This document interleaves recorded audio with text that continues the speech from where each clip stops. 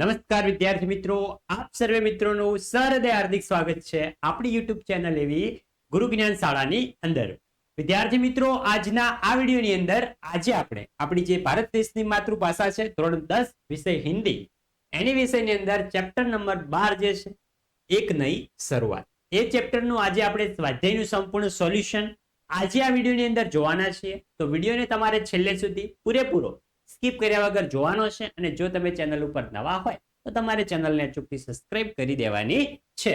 તો ચલો મિત્રો જોઈએ.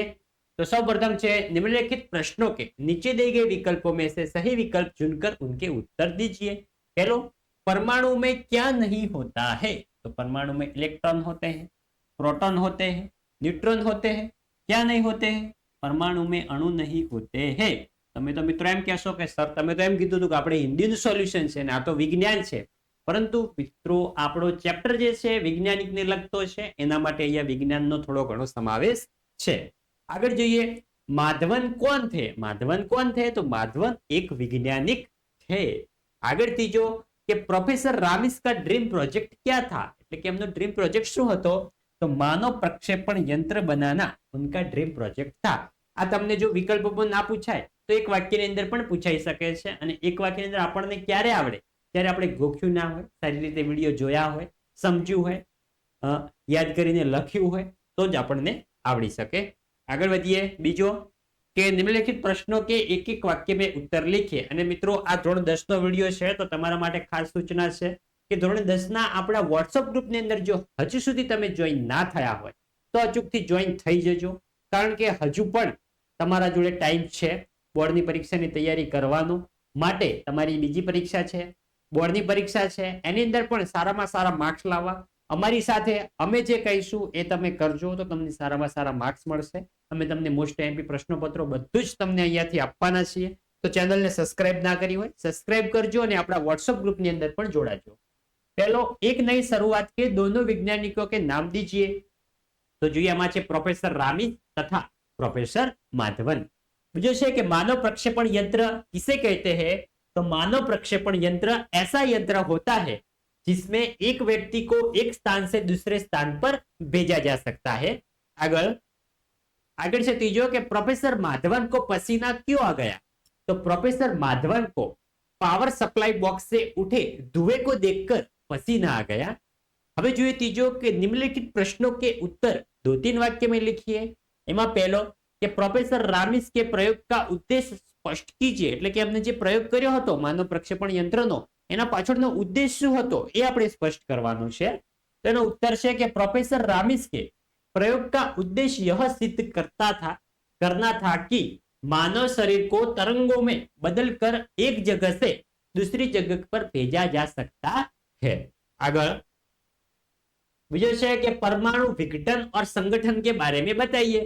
तो अपने हिंदी विषय है पण अपने विज्ञान विचारवानुं छे कि परमाणुओं का संगठन उसमें इलेक्ट्रॉन, प्रोटॉन और न्यूट्रॉन के कारण होता है और परमाणु का आकार भी इन्हीं तत्वों के कारण ही होता है.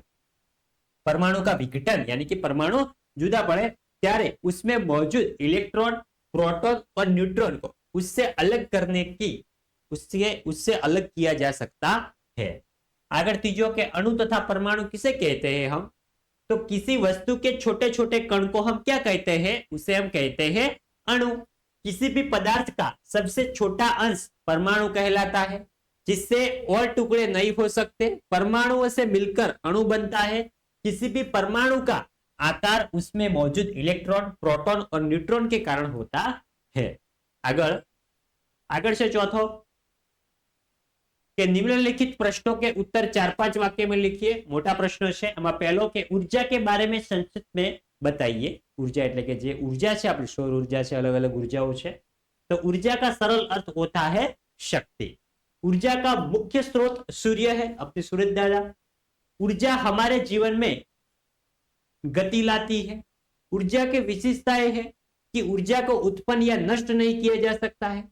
ऊर्जा के कई प्रकार होते हैं. ऊर्जा को एक रूप से दूसरे रूप में परिवर्तित भी किया जा सकता है.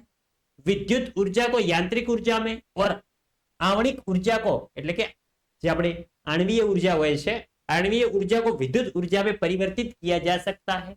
ऊर्जा का उपयोग करके कई कार्य किए जा सकते हैं। ऊर्जा हमारे जीवन के लिए अत्यंत आवश्यक है। ऊर्जा के बिना जीवन की कल्पना करना बहुत ही मुश्किल होता है। આગળ બીજો છે कि लेखक की दृष्टि से मनुष्य को एक स्थान से दूसरे स्थान पर कैसे भेजा जा सकता है। तो જોઈ શકો છો એ પ્રશ્નનો તમને સંપૂર્ણ આન્સર આપેલો છે, તે તમારે વિડિયો સ્ટોપ કરીને એકવાર ધ્યાનથી વાંચી લેવાનો છે, સમજી લેવાનો છે, પછી જ લખવાનો છે। આગળ ત્રીજો કે प्रोफेसर रामिस के साथ प्रोफेसर माधवन की पहली मुलाकात कब और कैसे हुई थी।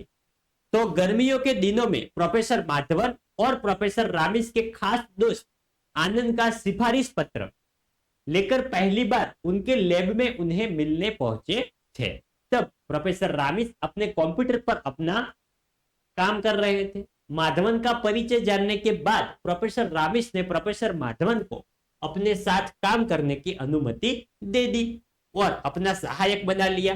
इस तरह प्रोफेसर रामिस के साथ प्रोफेसर माधवन की पहली मुलाकात हुई थी। चौथा जो है कि मानव प्रक्षेपण प्रयोग से संबंधित जानकारी दीजिए। मानव प्रक्षेपण यंत्र से संबंधित जानकारी दीजिए।